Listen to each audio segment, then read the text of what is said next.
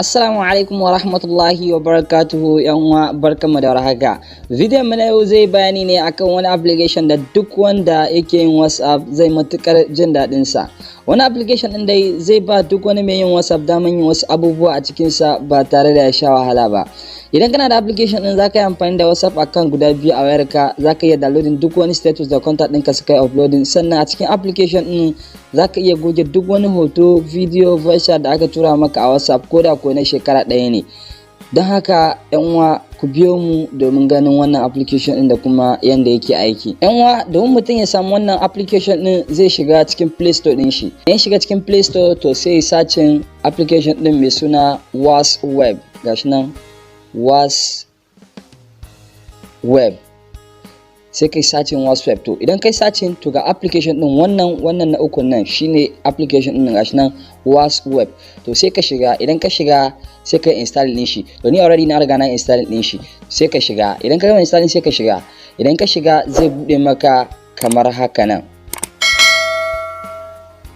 To idan ya bude gashi nan ana an sa wasu web, status saver, wasu cleaner da gallery. To kamar yadda muku bayani a cikin shi zaka iya sa account guda biyu. To yanzu kafin mu fara tukuna za mu fara da status saver. Yanzu ka shiga status saver gashi nan kana shiga zaka yi saving duk wani status da aka yi uploading a contact ɗinka. Yanzu ga wannan kawai kana shiga gashi nan kana danna nan gurin, to ga gani story saved haka nan. To sai kuma WhatsApp cleaner, ga WhatsApp cleaner. Idan ka shiga nan WhatsApp cleaner zai nuna maka duk wani gashi nan images, video, audio, voice, documents, database, gifs da sauransu nan GIF. To gashi nan duk wani application da kake so ka duk wani wannan chatting da kake so ka goge wanda bai ma ba kana shiga kawai zaka iya goge shi cikin WhatsApp cleaner. Sai kuma account guda biyu wanda zaka sa wani account a cikin application din. In ka shiga WhatsApp din zai bude maka abu kamar haka nan. Domin kai connecting wani WhatsApp a cikin application din kana bukatan ka dauki wani wanda yake da wani WhatsApp. Idan ka shiga sai ka ainihin shiga option. Kana shiga option ga inda aka rubuta WhatsApp sai ka shiga WhatsApp.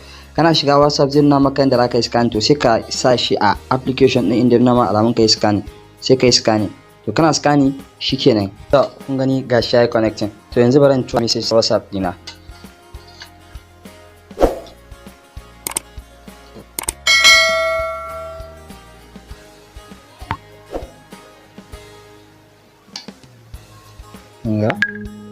Gashi nan ya shigo, kun gani? Hi.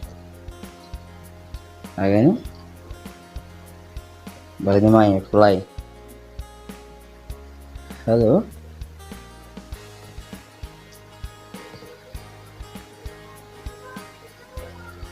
Gashi nan. Zai shiga gashi nan hello. Kun gani? To shikenan. Ma'asa.